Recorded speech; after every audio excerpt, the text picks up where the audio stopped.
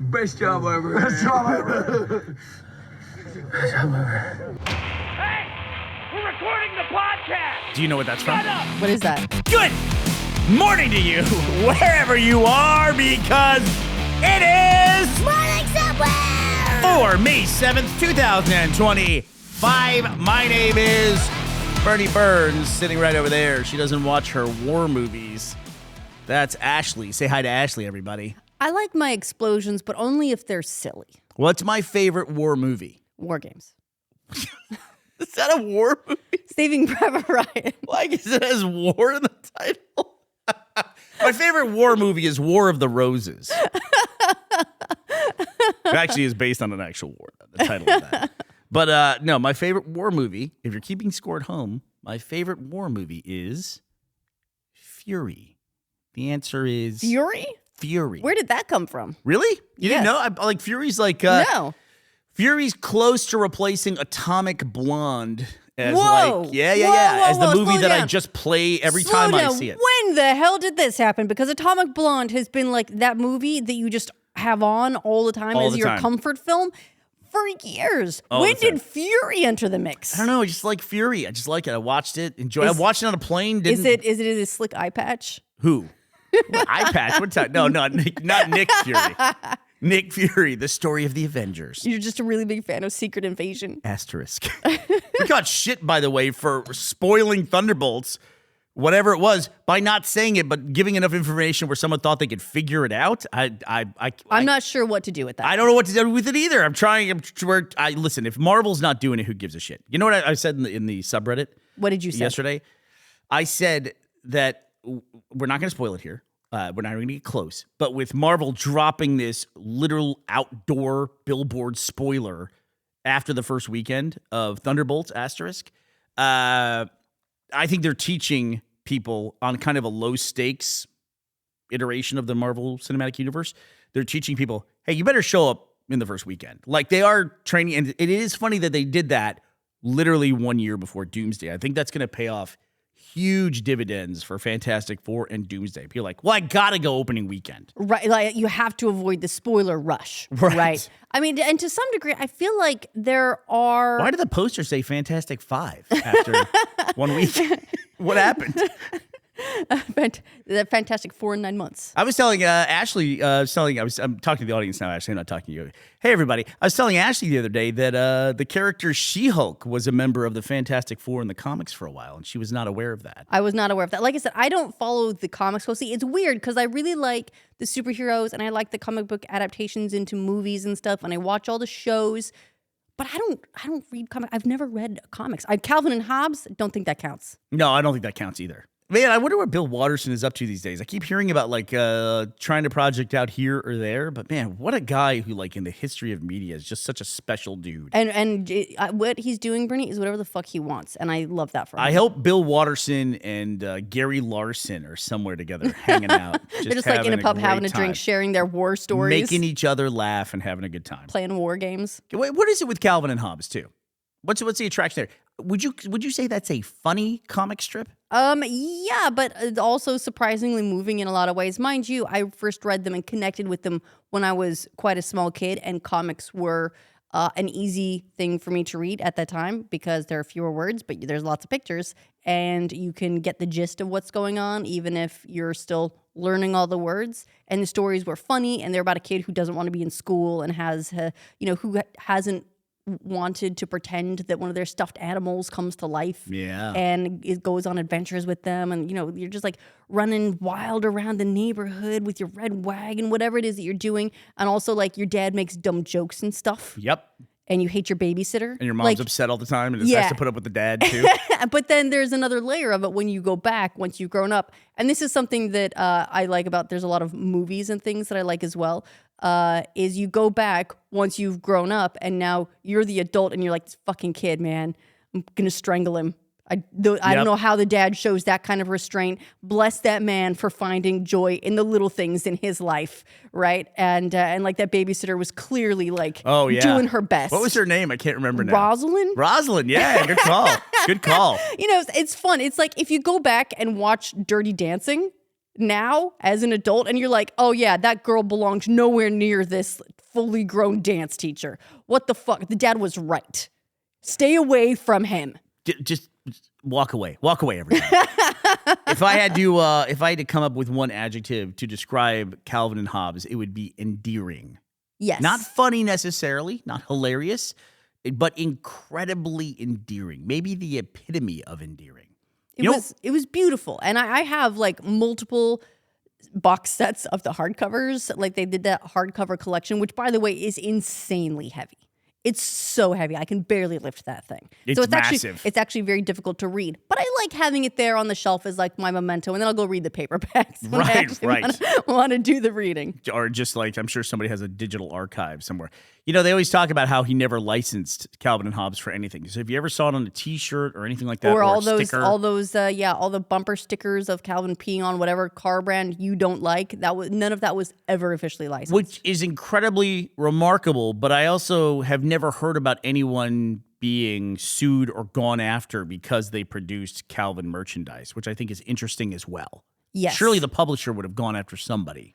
I mean, maybe because Bill Watterson didn't want to like license any of that out, maybe he also didn't want to get litigious about it. He just didn't want it to become some sort of commercial toy phenomenon, and then it didn't. My girlfriend in college, she came up with a great design for a little plush that was the Calvin's walk around little smooth Hobbes that he walks around with. Yeah. But it had a zipper on the back, and then you could invert it inside out, and it was all fuzzy, the fuzzy version that's cute. I thought that was a great idea. Then that's how I learned that they don't merchandise any Calvin and Hobbes stuff ever. Yeah, I feel like that's something that like we all learn sort of on a fairly regular basis. You know what's a word I think we need in the English language? What? We need a word that means nostalgic for something that I didn't experience. Right. Because that feeling of nostalgia, like that Calvin as a kid, it taps into my nostalgia, but I didn't have those experiences. No, we didn't. But, we had experiences that were enough like it. It's like the idea of empathy, right? You don't have to have experienced a thing to connect with a thing, and to feel connected to that thing. You had something close enough, right? That you could picture yourself in Calvin's shoes, having these adventures, and that was part of the fun, right? Was imagining yourself in those situations, even though you didn't have the exact same thing, but you had your own version. It's kind of like a combination of empathy and nostalgia and relatability in some way, right? But it's like it's all those things combined together, and not any one of those things individually. Right, and that universal almost experience. While we're talking about the subreddit and Calvin's, there's a Calvin who's one of the active members on the subreddit, Calvin P. Always very nice and talks. It says, "Thank you for making my mornings better." And I always appreciate when I read that. So thank you, Calvin, for saying that on a very regular basis. Thank you for making our mornings better. We are very quickly approaching 20,000 people on the subreddit. So we're going to introduce a first 20K badge, which will go away whenever we hit 20,000 people. Right. So we had our first 10,000 badge. So that was a badge that people could put on their profiles if they were one of the first 10,000 people on the subreddit. We have made that limited. So now that we're approaching 20, obviously there's another 10K people who are going to need their title soon. So we'll have that limited first 20K. But you can't have both. You can always say, I was there. So the 20K is not worth more than the 10K one. So if you update your badge to say 20K, you're kind of boned. No, we're playing by golf numbers here. Yeah, exactly. So watch out for that. Watch out. All right. Well, what else is going on? We're burying the massive global lead today. Is this about the Met Gala? Yeah, it's about the Met Gala. That's what it's about. Did you say gala or gala? I did. I don't know. So I'm confused now, and I'm overthinking things. I call it the Met Gala. And I say gala. And then someone made fun of me for calling it gala, and I think it's supposed to be gala or gala. I'm not sure. So now I'm really confused, and I pronounce it a little bit different every time I say it. Okay. You say it however you want to say it over there. We're not going to this event ever. We're not going. When you go to an event for the first time, Ashley, it can be very exciting. And then any event, I feel like, no matter what it is, we're burying the lead again here. But here we go, Met Gala. Whenever you go to an event like multiple times, I think no matter what it is, I've never been to the Academy Awards, for instance, but I feel like after the third or fourth time, you'd be like, oh my God, this fucking thing. Here we go again. All Great. day Okay, long, here we all go. All this. right, hold on. Clap, clap, clap. I'm gonna take the tiniest bite of my salad because I have to I have to fit into this dress that it took 3 days to pour me into. I either greatly admire or I'm completely mortified by, and those two things kind of occupy the same space sometimes, by people who continually go to red carpet events for like decades. Even though like they don't have a current project or they're not in the awards or nominated for anything at that particular awards, they still go to the events.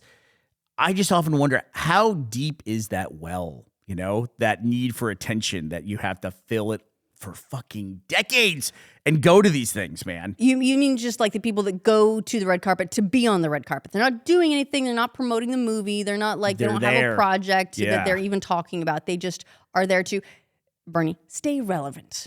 I'm not trying to be cynical either, because the first time you go to that stuff, it's super exciting. But man, yeah, after like the fourth or fifth one, it's got to be like, holy shit. You look at your calendar and you're like, God damn it, another one of these things. Well, the thing about the Met Gala is that it occupies its own territory, right? Because where a lot of the red carpets that we see there for movies or, like you said, the Academy Awards or something like that, and this is specifically an art thing, right? I don't know. It's I mean, it's the Met, it's the museum in New York, right? And so it's a benefit for fundraising for that, and they have like these different themes every year, and this is the one where everyone goes all out, right? The red carpet is its own art installation, right? Whereas like it just the people are the art. Yeah. But one of the things about the red carpet for this in particular is I never know what the theme is until way later, and you can't figure it out from context. I have to. That's the game that I like to play. I like to look at the outfits and go, all right, what was the theme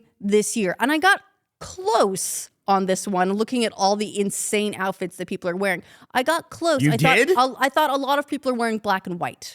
Oh, okay. And so I thought it was like I don't know, like a black and white. There was a little bit. There was someone who was wearing like little like hand pocket watches all over the jacket, things like that. And I was like, maybe it's an Alice in Wonderland thing. I don't know. Flava Flav? I'm not sure. Was it what? Okay, so the theme was. So I went and I looked it up, and the theme was super fine tailoring black style. That's the exhibition. And then the theme, the dress code was tailored for you, which I still don't know what that means. That's the problem with a lot of the themes, is they're almost so vague that the sheer variety in interpretation you get makes it impossible to guess.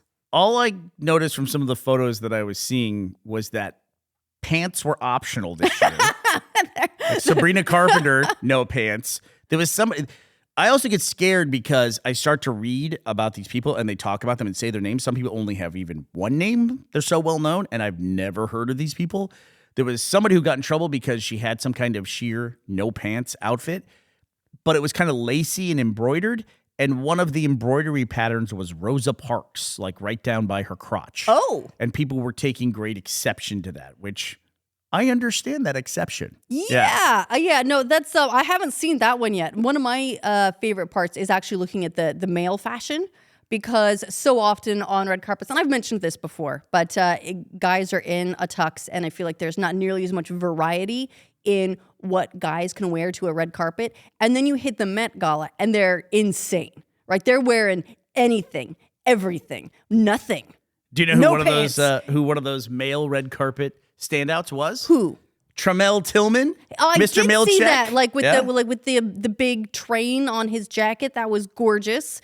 He looked absolutely fantastic. He can go to as many Met Gala red carpets as he wants. Yeah, he next until he's 90, right, buddy? Why not? Until you're 90. Hopefully they'll be working on Severance season 4 when he's 90. All the time between seasons.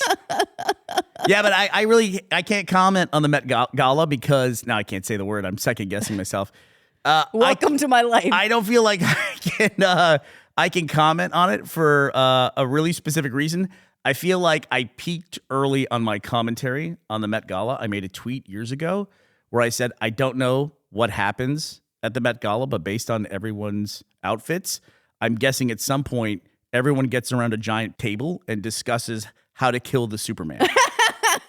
And that's it. I peaked. That's it. There's I've done no more jokes about the Met Gala. Well, That's it. here's the best part, though, right? That was a tweet. You've deleted it. It's gone from the archive. So you can make that joke again. It's still in my local evergreen archive, now. though. Yeah, I guess Right. I could. You know how comedians, right, they put together a set, and then if they're doing other things, they might include best bits from old sets, things like that. That's what you're doing, right? You're just revisiting the best of your old sets. You mean a comedian who gets together 15 minutes of goddamn material and then travels the world for 4 fucking years telling the same jokes? Yeah. But if I tell the same story 12 years apart on a goddamn podcast, somebody will let me know about it. Yeah. Just let them know that you're revisiting your greatest comedy hits from your previous sets. This is just like your newest comedy drop. What's fascinating to me is interviews. Like Gavin was recently on the like Austin, some morning show in Australia. I said Austin, but Australia. He was on some morning show, and he was getting grief from the guys on his podcast because they asked the questions that they always ask, and people are like, don't they know this already? It's like, no, people don't listen to every interview with Gavin. Trust me, they don't.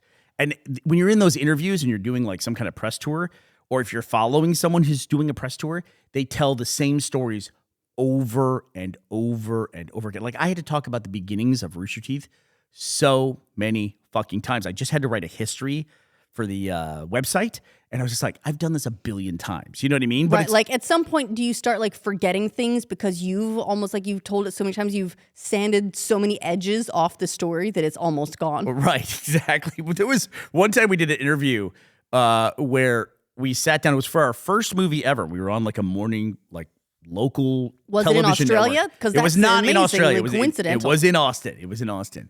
And right before the cameras started rolling, he was asking us all these amazing questions about the production and what's the movie about and how do we get the money together and like how are you able to achieve this and how are you able to achieve that. And then as soon as the camera started rolling, he goes, hey, we're here with these 2 directors who have a new movie called The Schedule. Hey guys, how'd you think of it? Oh, and you go, oh, I was God like, damn it. how did I think?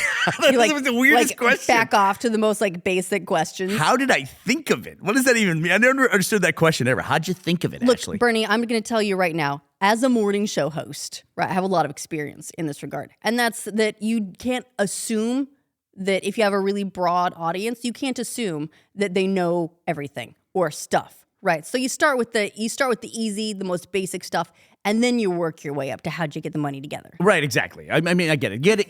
You're introducing it to people who have no idea who they are, which, by the way, that's the people you're trying to reach with a press tour, is people who know nothing about you. Right. If you're talking to people who are like, yeah, we already know how it started, then they've already been reached. It's not for you. Yes. Yeah, there's no reason to do publicity for those people, you know. But it is entertaining because you can give people shit about it. But yeah, so after Robert's interview that we did Friday, it was on Friday, yeah, that we put out, was talking about how we're going to be doing more interviews for a podcast I'm working on for Rooster Teeth. And I've been lining up interviews, and somebody that I really want to have on that podcast came back with an answer of like they're doing some press tour stuff, and they were like, man, I really want to do this, but I honestly, in the next 4 months, I don't know when I'm going to be able to sleep. And I felt that to my core. Rough. I really got when they said that. I had that empathy that we were talking about earlier. I was like, yeah, man, good luck. Good luck. Been there, understand completely. And it's tough as well, especially if you're a creative and a widely successful creative, that you have all these you end up with business obligations to support your creative endeavors, right? But it could be so easy for the business to keep you from sleeping, which you need to do your creative stuff. Were you on that email chain? Yes, I was. Okay, because what I said. Okay, Yes. I was about to say because you're summarizing exactly what I said. Where I said it's amazing sometimes how the business gets in the way of the work. Yeah, I am Jack's AI assistant. I'm summarizing your emails. Thank you very much, Copilot. I appreciate that. Should we get to what's actually going on in the world today? Yeah, we probably should, yes. So Pakistan has been bombed by India, which, if you are keeping score at home, those are 2 of the world's nuclear powers, meaning they have nuclear weapons. And that's a very select group of countries. It's the US, the UK, France, China, North Korea somehow, and then India and Pakistan. I might be missing somebody in there. But when nuclear powers start bombing each other, it's so crazy how crazy the world is now that this isn't like everyone's biggest concern at this point in time. Two countries with nukes are now bombing each other. It's insane. And hostilities have been building for a while. The last particular weeks in particular have been very tense between those two countries. But knowing that they've actually now, I don't know if they've officially declared war. I know that Pakistan called the bombing an act of war. They called it an act of war. But I'm not sure, what the rules are for saying, are they at war, or did they declared an act of war and they're about to declare war back? Also weird. Didn't India say they were preemptively? That is the word that India used for their bombings, is that they were preemptive. So it sounds to me like they thought that Pakistan was going to bomb them, so they bombed them first. They did, right. India didn't bomb them first. They bombed them before Pakistan bombed them first. Right. The fuck, man. God, that's some double speak if I've ever heard it. Holy cow. But it's also, the rationale for it is that they weren't bombing Pakistan. They were bombing, tell me if you've heard this story before. They were bombing terrorist organizations that happen to be within the borders of Pakistan. That does sound oddly familiar. Who they familiar. are saying have been responsible for attack on tourists and things like that, going back several years now. And, you talk about the, tension between Pakistan and India. Some of those attacks were in the disputed territory of Kashmir, which has been a long-standing dispute between Pakistan and India. And it just seems like this year, I know we talk about tariffs and stuff like that a lot in the news and economy and personal rights and stuff. It does seem like the prevailing thing in the last couple of years has been the disputed territories of the world. Right, ones where two countries disagree over who this specific patch of land is supposed to belong to. Palestine, Ukraine, now apparently Canada and Greenland. I mean, who the fuck? What's going on there? Yeah, I don't know. I feel like they're like, when did we enter the mix? What did we do? I've said this before, but if you hear Taiwan in there anywhere, at that point I would just start locking doors. Buckle up. Yeah, just shut the door on the shelter and just come out in a year or two is what I would say. Just see what happens. I mean, then you have Taiwan, then you have South Korea, who is not on the list of nuclear powers, but North Korea is. Apparently, South Korea has the ability to make nukes, but just has opted not to do that. Whereas I think North Korea keeps making nukes, they just don't work great, right?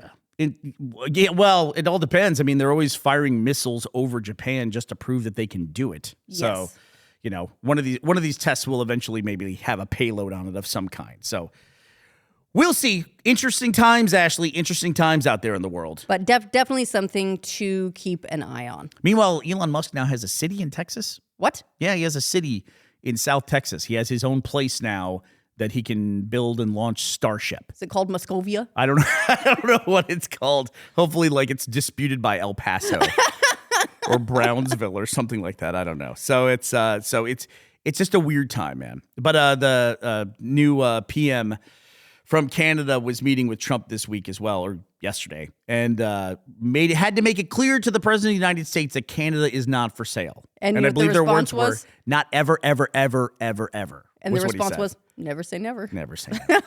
But never say never. Sometimes if you want to, you can say never. Sometimes you can say never. We're just going to preemptively occupy Canada before they have it a chance. occupies. Shouldn't make those jokes anymore either, because, it's a serious deal. I mean, I wonder, there's got to be people who live in Canada now where we're like, do we need to put troops on the fucking border? The largest undefended border in the world. That's a hell of a claim to be able to make. And we might not be able to make that claim in a couple of years. There's a lot going on there as well. People are having multiple document checks. And that's the easy part. U.S. travelers are also suffering lockdowns on travel within the U.S. I say lockdowns. That's maybe a dramatic way of putting it. About the ID thing? Yeah. They've updated guidelines for ID for traveling in the U.S. You have to have this real ID, which I wonder if that's why. So when we went back to the U.S., I had to renew my driver's license, and I couldn't do it online. And I think it's because I had to go in and have biometrics done for this real ID requirement that's just come into play. So if you're flying within the U.S., make sure you are flying with a real ID, or it's going to cause you some real problems. ID. Yeah, or real ID. I did see signs for that everywhere, but it seemed like it didn't happen for a long time and then happened all at once. Well, it's one of those things where it's it's coming is coming. It's imminent. Well, And now it's here. The deadline Did is you here. prepare? It is now. It is today. If you are hearing this, you are beyond the deadline when you need a real ID in order to fly within the U.S. Right. It's also like one of those tricky things where if people don't fly often, they may not have been in the airport to see the warning. I'm not reading shit in the airport. Do you read that stuff? I mean, look, if I'm in line for security, I will probably read the list of things that you can and can't have with you because it's like, you know, when you're waiting in a doctor's office or something, you're gonna read that puzzle book for like the 8th time and pretend you don't know all the answers to it. Highlights magazine, or if you were at the kitchen table, you would read the back of the cereal box and pretend to find your way through the maze for the 8th time because that's what you had to do. I explained to Finn that when I was growing up, I didn't have this math app that he likes to play because we didn't even have smartphones, and he didn't understand how the world worked. No. How would you not have a smartphone? It doesn't make any right. sense Like whatsoever. like he couldn't even conceive of a world where that wasn't a thing. We were just talking about reading the comic strips, right? Yeah. Did you have a way that you did that? Like, I don't know about you, but I would read the comic strips I didn't like first, and I would save my favorite ones, which were Calvin and Hobbes, Bloom County, and The Far Side. I would save those for last. Oh, you mean like if you're reading the comic page in the newspaper? Yeah. No, I largely consumed Calvin and Hobbes in book form. Okay. But I did make sure I caught them when I could. But I just read every single one of the comics. I went like start in the top left, finish in the bottom right. Even though I read it in the comics page, Garfield was the one I read in the books. I don't know why. I had all the Garfield books. They were huge at the book fairs at school, the Garfield books. And then you got an email from one of the Coens saying, you want to be in my Garfield movie? And you went, yeah, sure. And you realized it wasn't the Coen brothers. One of the Coens. 8 times removed. Yeah, it was an interesting time in my life. Well, I would like to say a big thank you to my favorite comics of the day, Chris Murdoch and Brian Amp. Thank you both so much for sponsoring this episode of our show at patreon.com/morningsomewhere. Well, thank you very much. I hope you both figure out how to kill the Superman sometime today. All right, well, that does it for us today, May 7th, 2025. We will be back to talk to you tomorrow. We hope you will be here as well. Bye, everybody.